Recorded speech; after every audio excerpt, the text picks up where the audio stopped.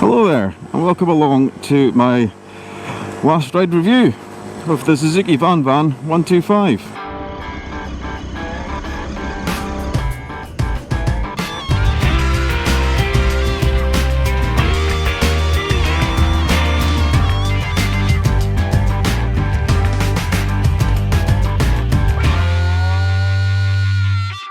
So I've had the bike for a few months now, and I bought it for doing the North Coast 500, which I've done. The video will be coming out later in the year. And yeah, decided I'm not going to keep it. I did enjoy it, I've enjoyed it a lot. It's the bike that's been at the front of the garage, and because it's so nice and light and easy just to get out the garage and get back in, it's been the go-to bike for every ride out so far. Bar a couple where I've wanted to go a bit further, excluding the North Coast 500 of course, which is probably about the furthest that you could get. But anyway, how do we think about whether or not to keep it? And I've decided not to keep it. So someone's been in touch with me through YouTube, and yeah, he's going to come pick it up tomorrow. So I thought I would go out for one last spin in it and give you my thoughts on what I thought was good about it, what I thought was not so good about it, and yeah, if you're interested in one, this might be a good video for you to watch. So, what did I like about this bike? Well, I think the first thing that stands out is the style of it. It is a kind of retro looking 125, which is now captured on. There's lots and lots of the Chinese bikes which are very retro looking. A lot of the Chinese bikes I think are the best looking 125s, but still not convinced on their overall long-term reliability and resale value. So this one stands out. And one thing I've noticed as well, when I saw somebody else on the bike when I gave my dad a shot of it, was it looks, when you're sat in it, it looks like a fairly decent sized bike. It's not too small that you're hanging over it like an ape on a kid's tricycle. So at least you know when you're sat in it, you don't feel stupid, you don't look stupid. It's a fairly nice bike.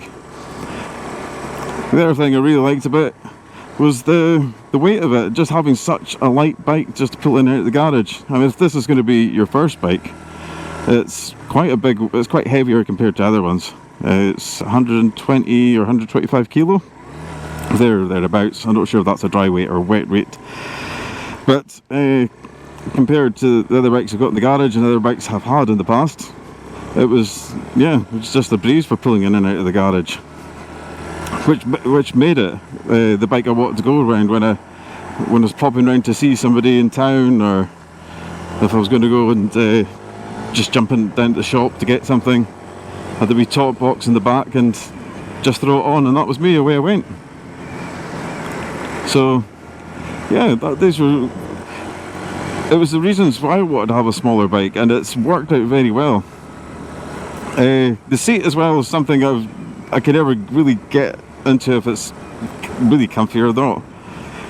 I think at low speeds when you're cruising around town, it's fine. It's wider than normal seats.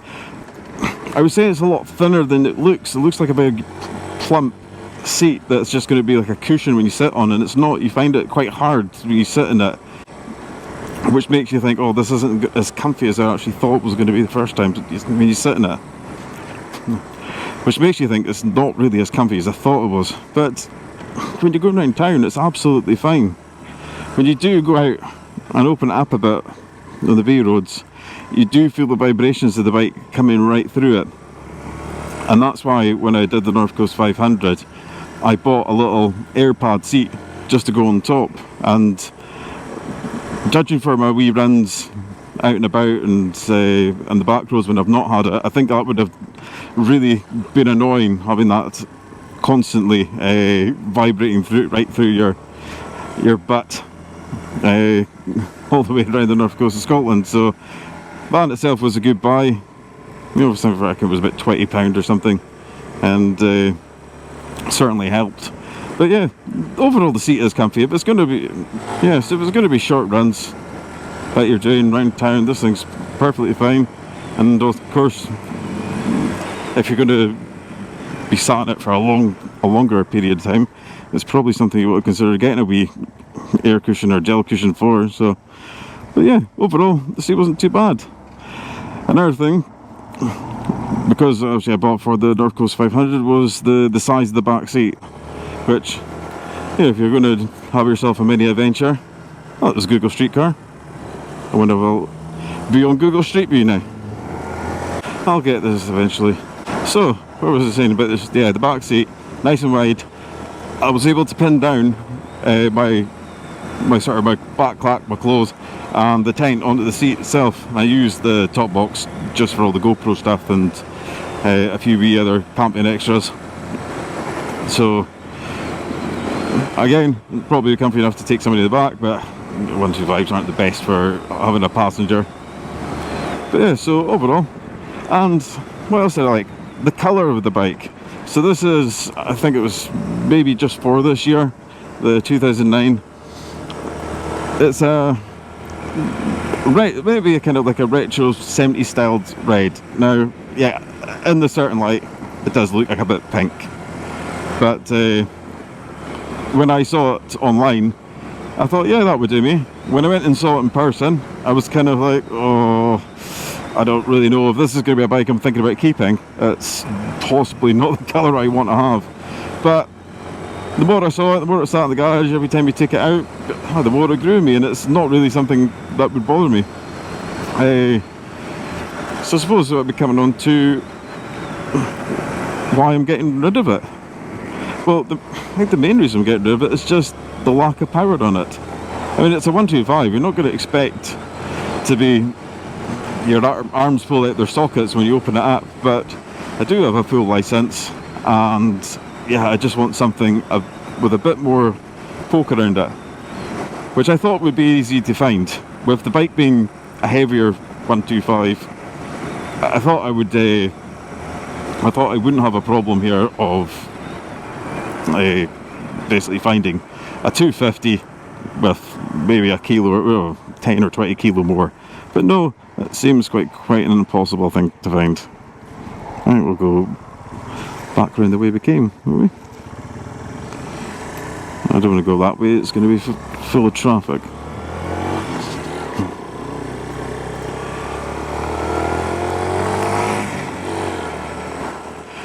And I suppose that's probably the main reason I'm looking to get rid of the bike.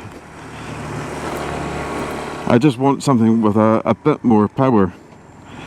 And there's a few bikes I've got my eye on, but one of them is the VanVan 200. Although they're a bit like hen's teeth, and when you do find them, they tend to be about £3.5 grand upwards.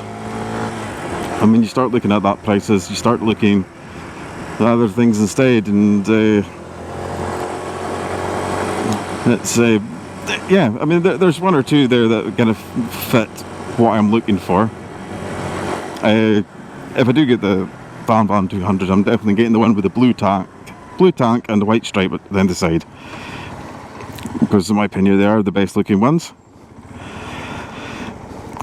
But yeah, as a bike for a beginner, as a second-hand bike especially, so being cheaper, I'd be quite happy to recommend this bike. I think the only bike that, if I was going to get a 125, it would be the Yamaha XSR 125. I think that's the only thing that's going to beat it. I just realised coming back this way might be a mistake, because there's traffic lights up here. Yeah, I think I'll follow this car and pop up this way. So anyway, back to the bike. This is nice, as you can see, it's just a nice wee nimble bike for nipping around town. Nipping in and around parked cars and down tight streets. Again, got a great turning circle on it. So as for nipping around town or the city, the bike is definitely a good bike. It's nice and comfy. Plus it's the big wheels on it as well. They give you a bit more balance than some of the smaller bikes with the thinner tyres on them. But if there's one thing that the bike definitely excels at, and that has been on these small twisty type B roads. because you don't have tons and tons of power like you do in the bigger bikes, so you're probably less likely to get yourself into trouble really quickly. Not only that, because it's a smaller bike and you got these big roads, it does feel like you're going quite a bit faster than you probably are. There's about a few amount of times when I've been on quite narrower, smaller roads than this, and you think you're kind of screaming along, and you're not. Even now I'm doing 40, but it feels so much faster. But they're so light as well that you can just flick it from side to side if you need to.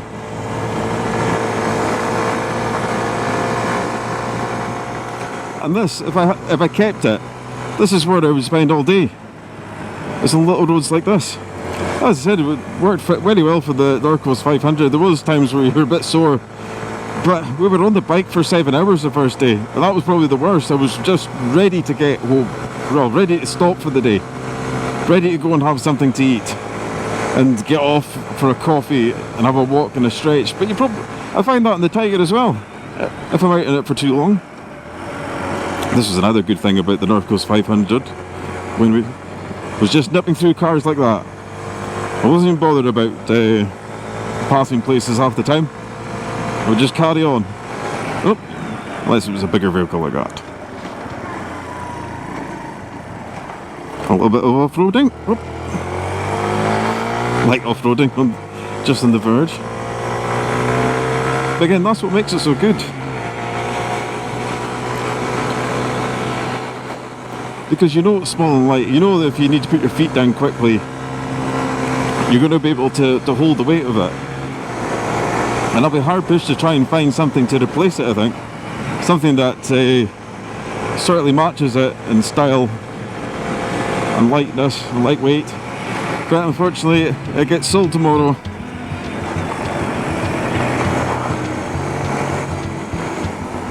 And off with a new project.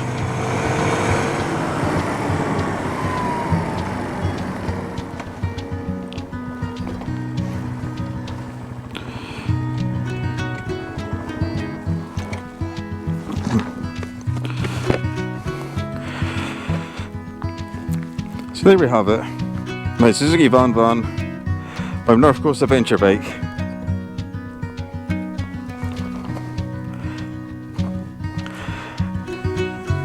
One thing I definitely can't say for certain is that will be the last time I ever own one of these.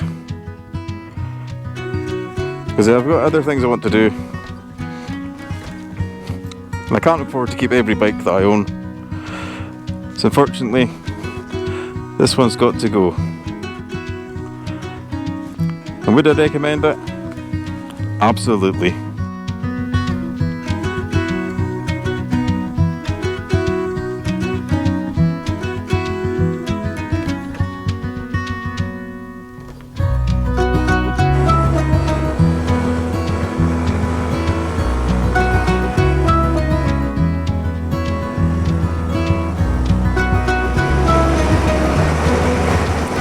So, do I have any regrets about buying this bike? I think the only regret's going to be selling it.